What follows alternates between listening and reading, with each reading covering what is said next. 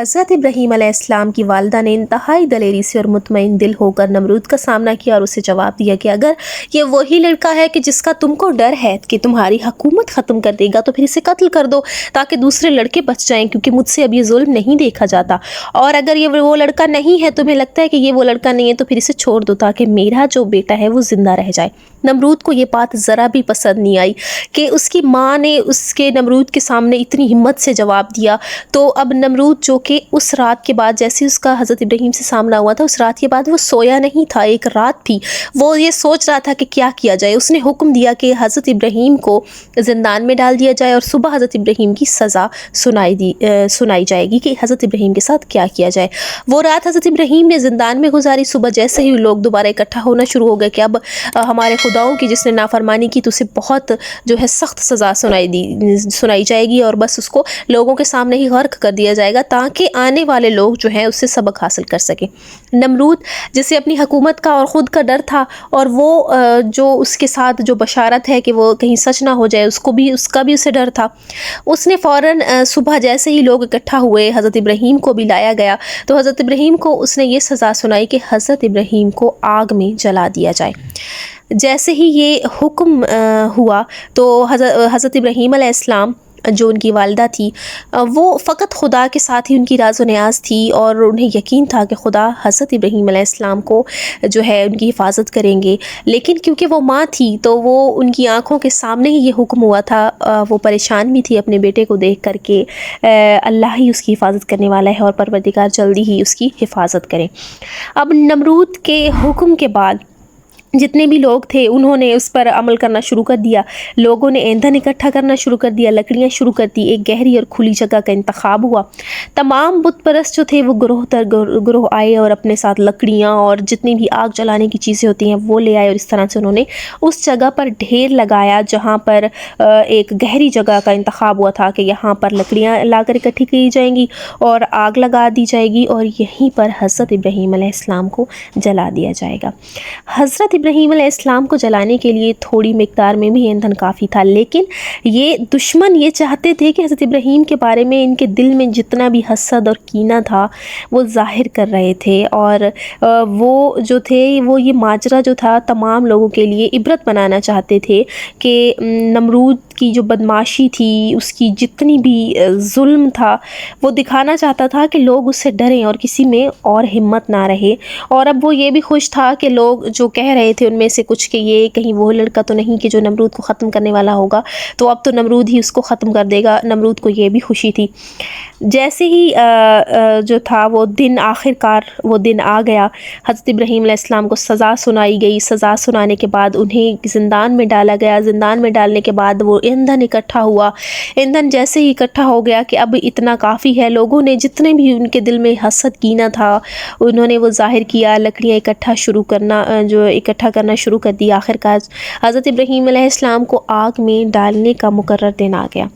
इस सहरा के एक तरफ नमरूद के लिए एक बुलंद महल बनाया गया और ख़ूबसूरत महल। नमरूद इसकी चोटी पर चढ़ गया और ताकि वह हज़रत इब्राहीम अलैहिस्सलाम के जलने का मंज़र देखे और वो बड़ा खुश था और वो लुत्फ़ उठाए।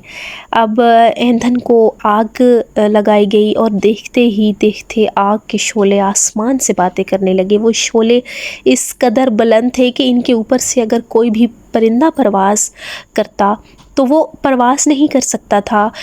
उसके पर जो थे उन शोलों के ऊपर से गुज़रने की जैसी कोशिश वो परिंदा करता वो पर जल जाते और वो आग में गिर जाता। इतनी ज़्यादा आग थी और लोग और भी जला रहे थे। वो जो बुत परस्त थे, वो जो ग्रोह पुजारी थे, वो उनके पास जो कुछ था वो ला कर उस गहरे गड्ढे में डाल रहे थे कि आग और ज़्यादा भड़के। लोगों का ग्रोह इकट्ठे हो गए। आहिस्ता आहिस्ता लोग आना इकट्ठे हो गए।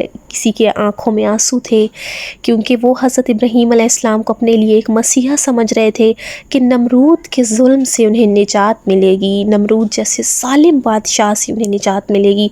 کچھ ایسے بھی تھے جو خوش تھے اور وہ یہ سوچ رہے تھے کہ دیکھو ہمارے خداؤں پر، جس نے ہمارے خداؤں پر تہمتیں لگائی، تو اب ہمارا خدا انہیں کس طرح سے سزا دے رہا ہے۔ اب آگ بھڑکتی جا رہی تھی، ہر چیز آگ اپنے اندر نگلتی جا رہی تھی، شعلے آگ کے آسمان سے باتیں کر رہے تھے، اور جو آگ کے پاس سے ہوا گزر رہی تھی وہ اتنی گرم تھی کہ وہ جس انسان کے ساتھ بھی ہوا لگ رہی تھی اسے بھی جھلسائی جا رہی تھی۔ پرندے اوپر سے جو گزر رہے تھے وہ آگ کے شعلوں کے اوپر سے گزرنے کی کوشش کرتے تھے تو آگ میں گر جاتے تھے۔ اب نمرود بھی اس فکر میں تھے کہ جناب ابراہیم کو آگ میں کیسے ڈالا جائے، کیونکہ وہ آگ اتنی بھڑک رہی تھی، کوئی بھی اس آگ کے پاس تو نہیں جا سکتا تھا۔ شیطان ان پر حاوی تھا۔ اب ان میں سے کوئی شیطان صفت یا پھر کوئی شیطان ہی کسی کے اندر تھا، شیطان نے اپنی شکل بدلی ہوئی تھی۔ ایک شیطان صفت شخص نے آگے بڑھ کر کہا کہ ایسا کرو کہ ایک منجنیق جو ہے لائی جائے، اس کے ذریعے حضرت ابراہیم کو اس میں ڈالا جائے آگ میں، کیونکہ وہ آگ اتنی زیادہ ہے کہ اس کے پاس تو کوئی نہیں جا سکتا۔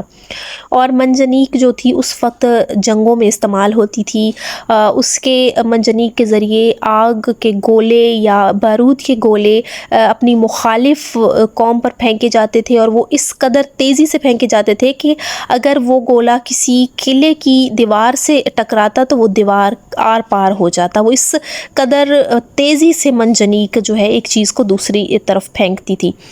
تو اس شیطان صفت نے یہ کہا کہ ایسا کرو کہ دور سے منجنیق کے ذریعے حضرت ابراہیم کو آگ میں پھینکو تاکہ وہ سیدھا ہی گڑھے کے نچلے حصے تک جائیں اور وہ باہر نہ نکل سکیں۔ اب جب سب نے یہ سنا تو نمرود کو اس شخص کا اتنا یہ پسند آیا، اس کا کہنا کہ وہ بڑا خوش ہوا اور اس کو بڑے انعام کے ساتھ کہا کہ ہاں یہ جو تم نے مجھے مشورہ دیا ہے یہ بہت اچھا ہے، اور اسی پر میں عمل کروں گا، اور منجنیق کے ذریعے حضرت ابراہیم کو آگ میں ڈالا جائے گا۔ جب سب کچھ یہ ہو رہا تھا وہاں جناب ابراہیم تنہا تھے، انسانوں میں سے کوئی ایک بھی نہیں تھا جو کہ حضرت ابراہیم کا حامی ہوتا اور حضرت ابراہیم کو دلاسا دے گا، بلکہ جناب ابراہیم کا منہ بولا باپ آزر وہ بھی حضرت ابراہیم کے قریب آیا اور ایک زوردار تھپڑ حضرت ابراہیم علیہ السلام کے منہ پر مارا اور انتہائی غصے والے لہجے میں کہا کہ اپنے عقیدے سے دستبردار ہو جاؤ، ابھی بھی تمہارے پاس وقت ہے۔ لیکن حضرت ابراہیم علیہ السلام جو تھے وہ ذرا بھی پریشان نہیں ہوئے اور نہ ہی اپنے منہ بولے باپ کے سامنے انہوں نے کچھ کہا، بلکہ وہ صرف اپنی ہی انسانوں کے لیے پریشان تھے۔ وہ پریشان اس لیے تھے کہ لوگوں کے لیے پریشان تھے کہ خدایا ان کو قہر سے بچا، ان کو عذاب سے بچا، خدایا ان کو نجات دے، خدایا ان کو سیدھے رستے پر لا۔ ابھی بھی وہ اپنی قوم کے لیے پریشان تھے۔ آج کی ہماری ویڈیو یہیں تک ہے۔ ہم اپنی اگلی ویڈیو میں جانیں گے کہ ان لوگوں نے حضرت ابراہیم علیہ السلام کو آگ میں کیسے ڈالا اور حضرت ابراہیم علیہ السلام کے ساتھ کیا ہوا۔ تب تک آپ اپنا خیال رکھیں، چینل کو سبسکرائب کریں اور ویڈیو کو لائک ضرور کریں۔